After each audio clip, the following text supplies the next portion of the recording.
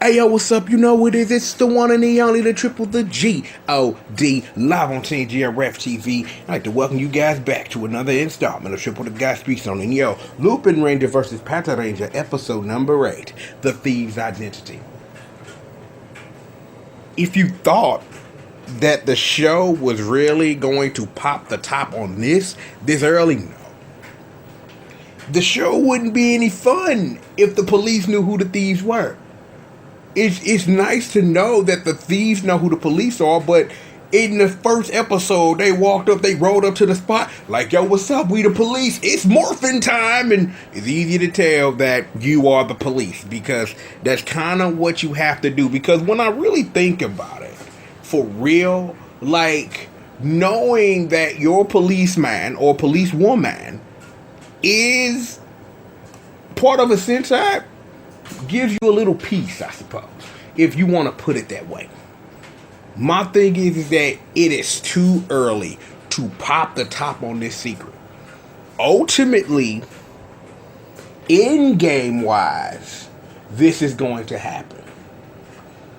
There's a possibility it could happen earlier, and that's if the show decides they want to push the Yumika Tsukasa ship. If they want to push that, it's, I know your secret, but you know, I won't tell anyone, I promise. Kissy kissy poo poo. If they want to run the game that way. But I really don't see this as an in-game reveal, because ultimately, as I've been saying these past reviews, is at some point the cops and the thieves are going to have to work together against the Gondola. That's not something that doesn't happen until someone makes themselves a threat so nasty that neither one of them can stop while they're beefing with each other, because of the whole your enemy. How do they say that? Is the enemy of my enemy is my friend? That's how they say that. Yeah, the enemy of my enemy is my friend. So if the police beefing with the thieves and they both beefing with the Gondola, they gonna get that together. So whether or not, again, like I say, if they use it as something on the undertow to push the ship forward, or you ultimately get to the enemy of my enemy is my friend type of thing, then the show is going to do that. However, more importantly, this episode established two things that I am really interested in finding out. You know what? We are just going to start in Kogure land, alright? Let's just start right here. Like, I don't know what to say about this dude. I'm like, this fool has always been suspect. From the JUMP, like crisscross, jump, Kogure suspect, jump, the daddy Mac will make you jump, Kogure suspect, jump, Yes, I had to get a crisscross reference in there. Shout out to Daddy Mac and Mac Daddy. Regardless, I'm a master of disguise, but I ain't done this for years. Let me rip off this mask. Yo, at the end of this episode, I told you a thing. I'll look into it, bruh. Don't worry about it. Speaking of, I will say this before we get to this other thing, right? I appreciate, just like I appreciate in Kamen Rider, when tactics are used when you prove you're smart. It's wonderful to see the thieves being thieves.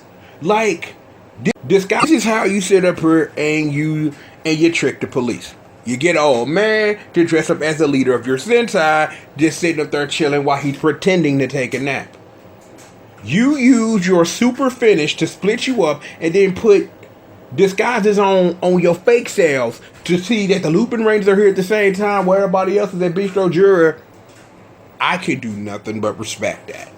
I'm glad that the show did that. And to be for real, I want the show to do a lot more of that. To let thieves be thieves, to let them be masters of illusion and things like that, because that's one of, one of the things that people romanticize about Thieves and Lupin and all that stuff, that the man was a master of disguise. Like, yo, he could get out of anything. And even Lupin the Third, I really want to play Lupin the Third to shoot it. Like, I heard you can emulate that. I'm gonna have to get around to playing that. I just had to run regardless of that. I need to watch that new Lupin too. Like, I'm like, I should just watch. Okay, I'm getting off track because I'm like remembering my shopping list now. Regardless, I appreciate this episode. Let thieves be thieves. You know what I mean? Like, it let thieves be thieves, and I can appreciate that in a way because of. However, we've got another side to this story, right? My girl Goche, because she earned a spot. That's boo now. She's baby, because this girl rolling around with 2 pieces of the Lupin collection. One we knew of that she could sit up here and make things big, and the other one is that I can see what you do before you do it. So it's gonna be real interesting to legitimately see how the show does this. That on top of that, they did a wonderful job of getting Goche over. And that's important because it's like, you really think, when I think about like past femme fatales when it comes to the evil side of Sentai villains or whatever, not all of them are created equal or treated great.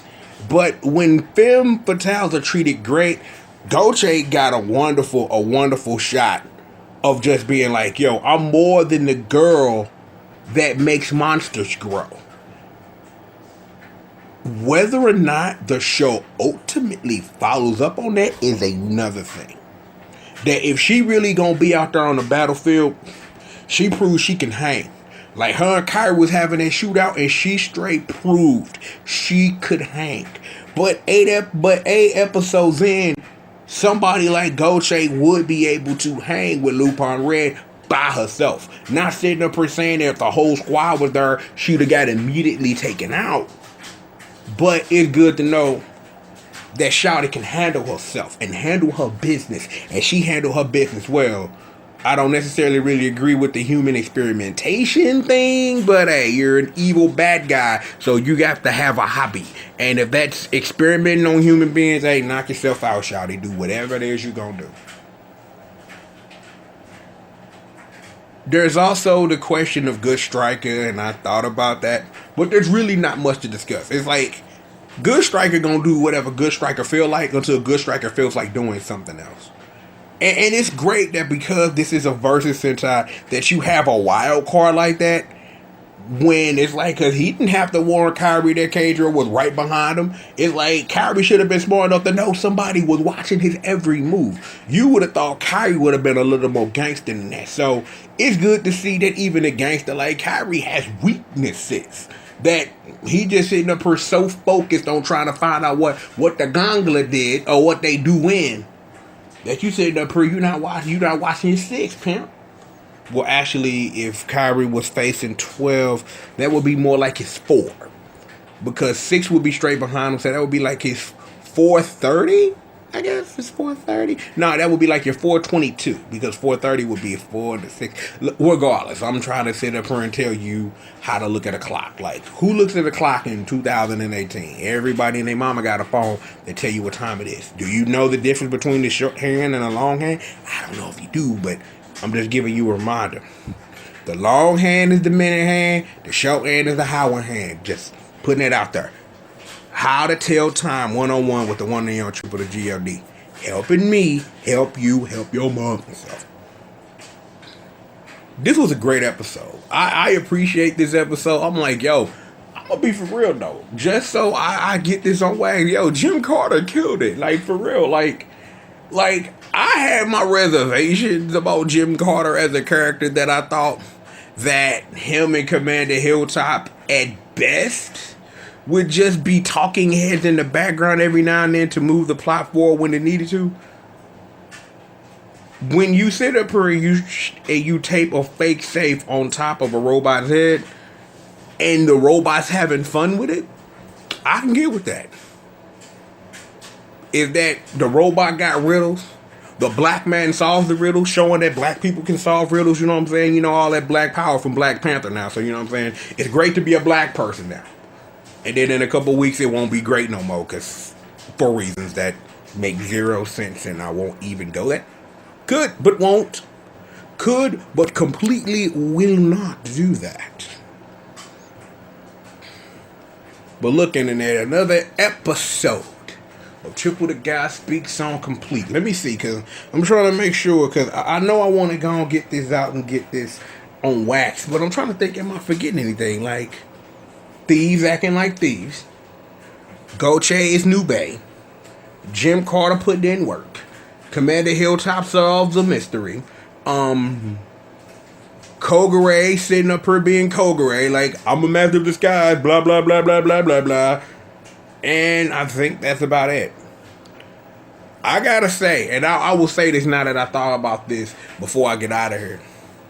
I can't wait for the episode where Saki is right? Like when all of this is revealed and then she sits up here and looks at all the squad they done built up through the whole season. I told your ass. I'm waiting for the I told your ass moment, dude.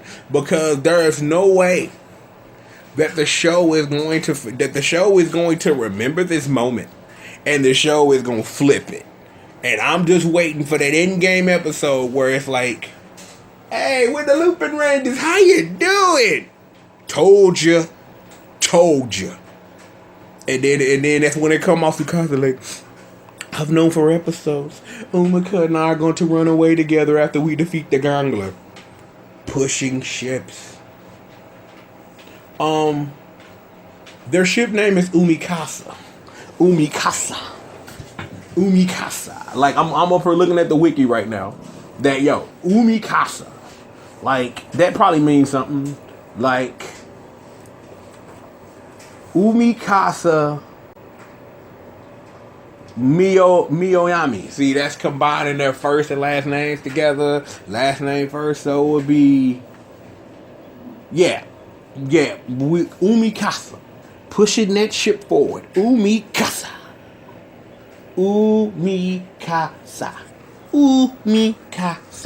Say it with me, everybody.